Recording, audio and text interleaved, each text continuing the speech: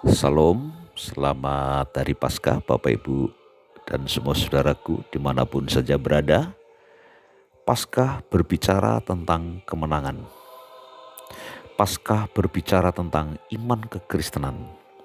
Yesus mati, kemanusiaannya yang mati, tapi keilahiannya tetap hidup. Paskah membuktikan kepada dunia bahwa Yesus itu Tuhan yang mengatasi alam maut, yang mengatasi seluruh dunia, yang mengatasi seluruh alam-alam yang lain. Dialah Kristus Tuhan.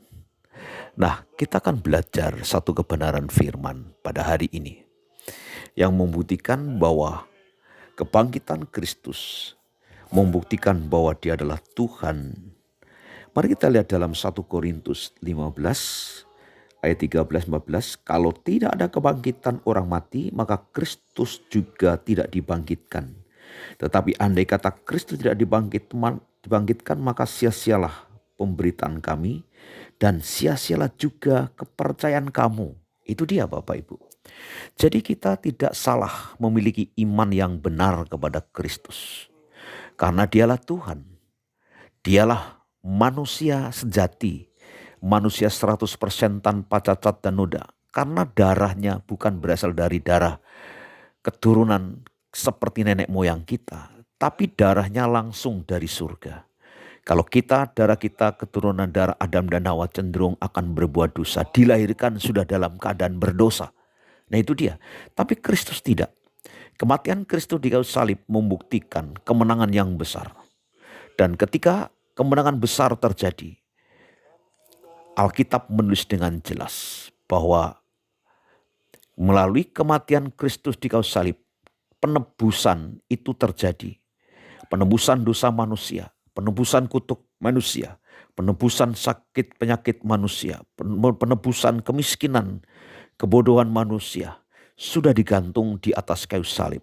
Nah 3 hari kemudian Kristus membuktikan dirinya bahwa Dia adalah Tuhan atas semesta alam. Dia bangkit dan mengalahkan kematian. Kalau semua tokoh agama di dunia ini semua mati Bapak Ibu. Sebutkan Bapak Ibu, tokoh apa saja. Semua tokoh yang mengajarkan agama, semua mati. Semua mati. Mereka mengajarkan kebaikan, mereka mengajarkan spiritualitas, mereka mengajarkan dunia akhirat, tapi semua mati. Yesus juga mati, tetapi bedanya dia bangkit. Dia bangkit dan hidup kembali. Karena membuktikan Dia adalah Tuhan. Nah, makanya Tuhan tadi, Alkitab tadi berkata, tetapi andai kata Kristus tidak dibangkitkan, maka sia-sialah pemberitaan kami. Sia-sialah juga kepercayaan kamu. Bapak Ibu Saudara, makna Paskah yang sebenarnya adalah bahwa kita harus semakin sungguh-sungguh dengan Tuhan. Nah, ada beberapa orang bertanya kepada saya, Pak Pendeta, Yesus waktu mati hari Jumat jam 3 sore mati, Sabtu sampai Minggu, itu kemana? Nah itu satu pertanyaan yang memang kita harus jawab dengan Alkitab.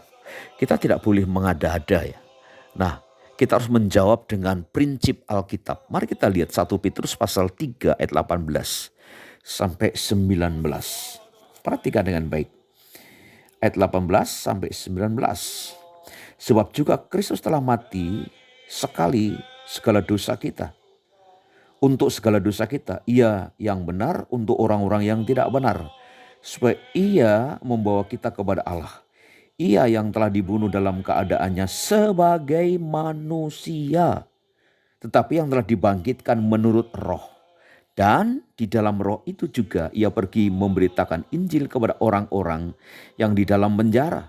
Yaitu pada orang-orang roh-roh mereka yang dahulu pada waktu Nuh tidak taat kepada Allah, waktu Nuh tidak taat kepada Allah, ketika Allah tetap menanti dengan sabar waktu Nuh sedang mempersiapkan baterainya, di mana hanya sedikit yaitu 8 orang yang diselamatkan oleh air bah itu. Perhatikan, yaitu kepada roh-roh mereka yang dahulu pada waktu Nuh tidak taat kepada Allah. Nah, waktu zaman Nuh banyak orang tidak taat kepada Allah. Nah, misi dia pergi ke alam maut itu untuk apa? Yang pertama, berita bagi orang yang tidak percaya itu berbicara, menyampaikan berita penghukuman.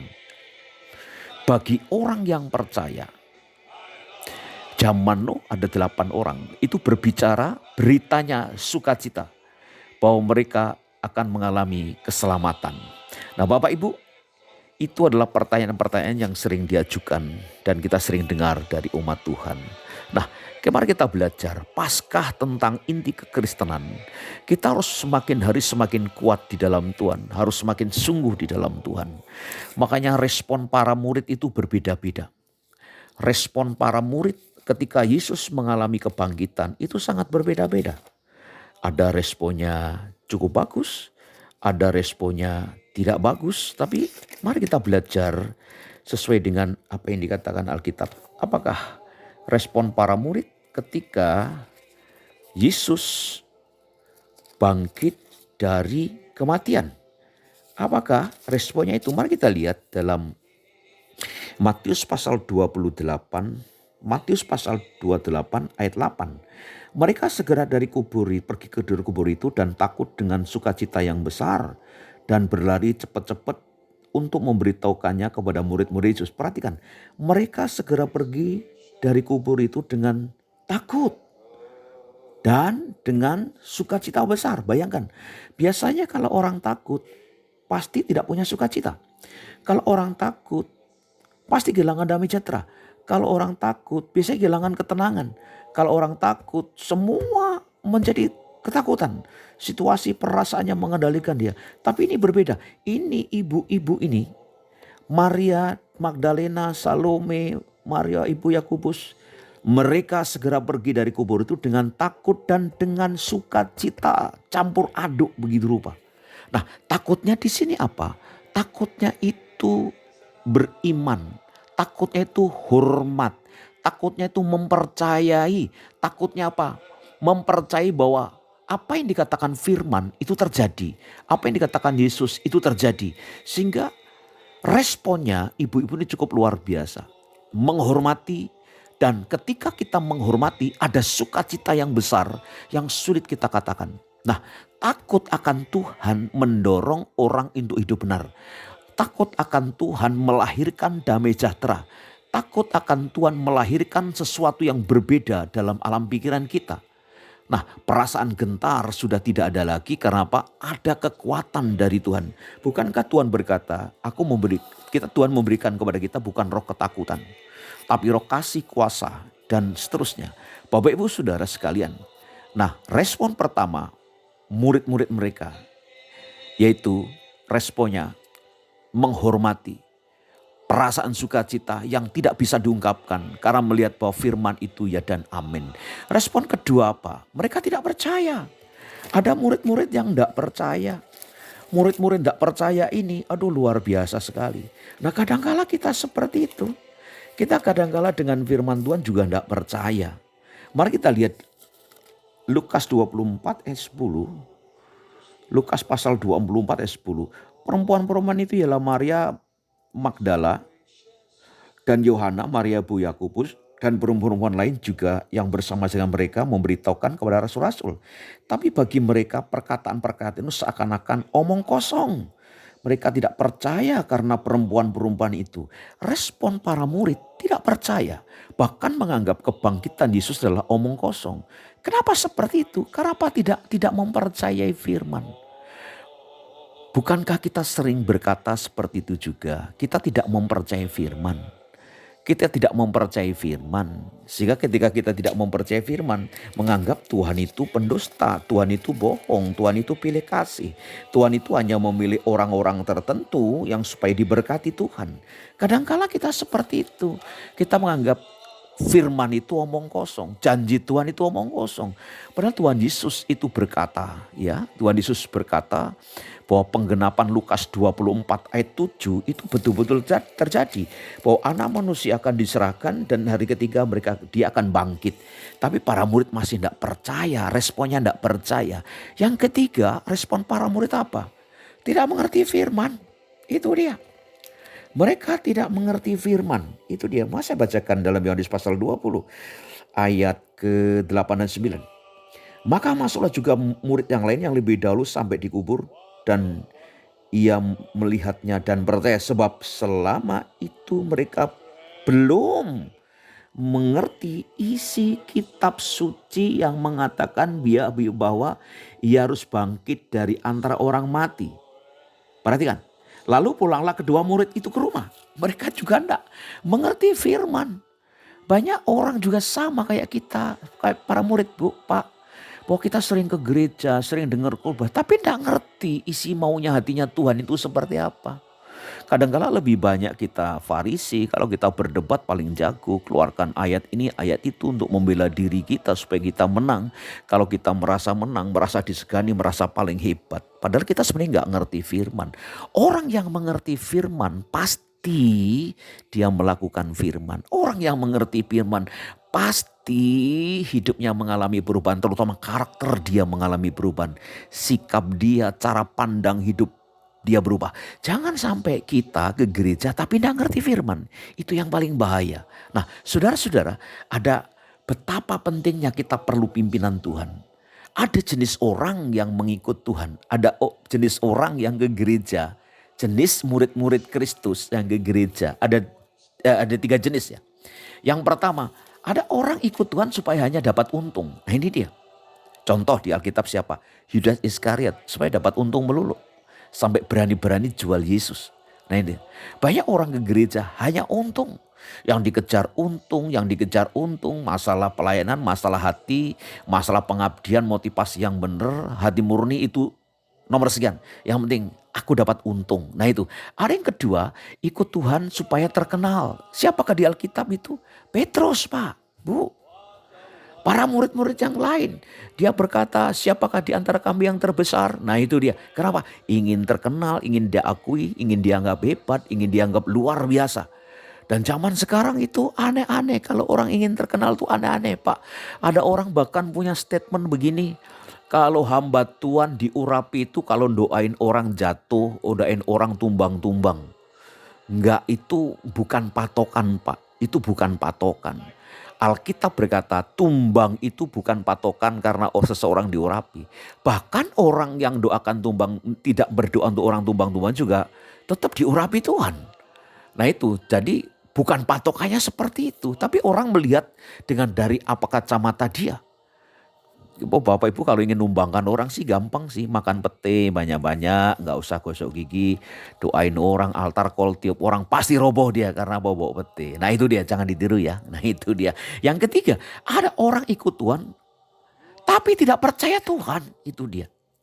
Ikut Tuhan tapi tidak percaya Tuhan. Siapa? Thomas, Pak. Jangan sampai kita seperti Thomas. Ikut Tuhan tapi tidak percaya Tuhan. Itu dia.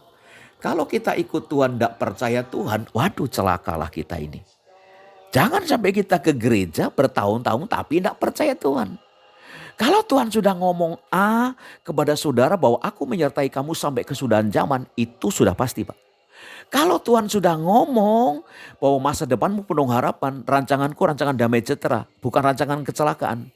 Kalau Tuhan berkata, aku akan memberkati kamu, kamu bukan menjadi ekor lagi tapi kamu menjadi kepala, itu pasti, Pak. Jadi ikut Tuhan, harus percaya kebenaran firman Tuhan. Nah ini, nah sekarang kita ini yang mana posisinya? Dapat untung, ingin terkenal, atau ikut Tuhan tapi tidak percaya Tuhan? Tiga-tiganya jangan, Pak. Nah ini, itulah kita pentingnya. Kenapa kita kok perlu dipimpin oleh Tuhan. Perlu tuntunan Tuhan dalam hidup kita. Nah itu dia, jangan sampai seperti para murid. Kalau seandainya kita hidup waktu zaman itu, kita juga sama kayak para murid, Pak. Sama-sama gak percaya, sama-sama ingin terkenal, sama-sama dapat untung, itu dia. Nah itu dia, Pak. Nah mari kita belajar, mengapa orang perlu pimpinan Tuhan? Jawabannya satu, gampang, Pak. Karena kita tidak tahu. Makanya kita perlu dipimpin. Kita tidak ngerti, makanya kita perlu dibina. Kita tidak tahu jalan ke sana karena kita perlu terang. Siapakah terang? Yesus itu. Karena kita tidak tahu. Kalau seandainya kita tahu, waduh betapa nyamannya. Tapi kita tidak tahu, Pak, tidak ngerti, Pak. Nah itu, kita tidak mengerti, kita tidak tahu, Pak. Itu dia. Makanya ada ayat firman Tuhan dalam Lukas pasal 24 ayat 36 sampai ayat 49. Perhatikan Lukas pasal 24 ayat 36 sampai 49. Silakan Bapak Ibu dibaca dengan baik di sana ya.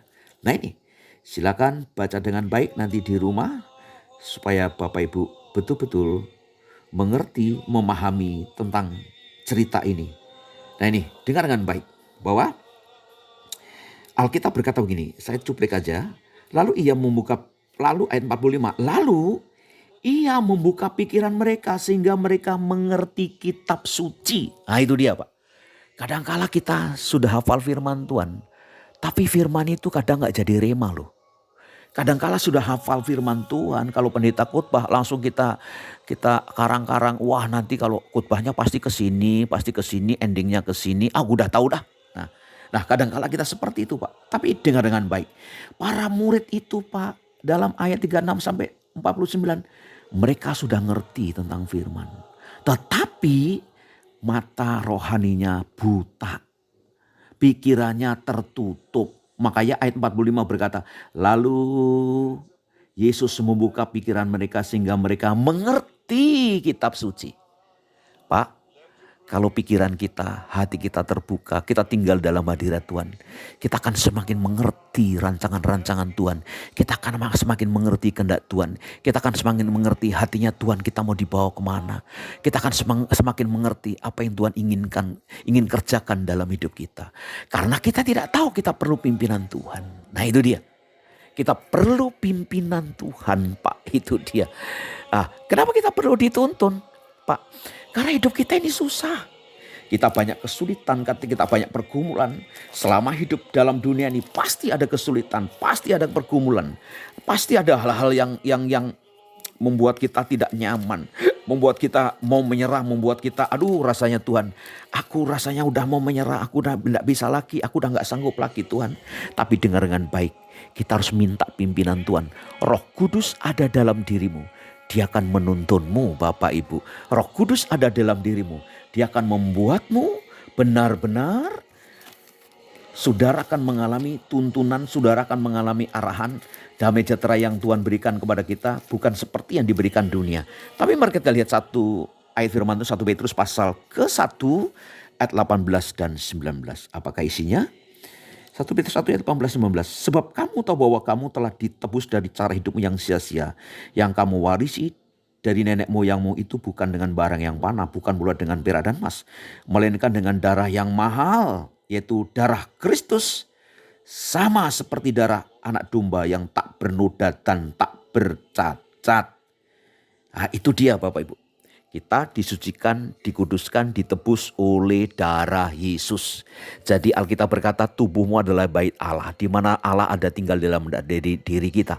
Bahwa Kristus ada dalam diri kita. Kalau Kristus ada dalam diri kita, maka darahnya membungkus kita, darahnya memproteksi kita, darahnya membawa kemenangan bagi kita. Darahnya selalu menutup kita melindungi kita dari serangan-serangan kuasa roh jahat. Nah itu dia. Makanya dalam kitab Galatia sebagai ayat terakhir pasal ke-5 ayat ke-25. Perhatikan. Barang siapa menjadi milik Kristus, ia telah menyalibkan daging dan segala nafsu dan inginannya. Jikalau kita hidup oleh roh, baiklah kita juga dipimpin oleh roh.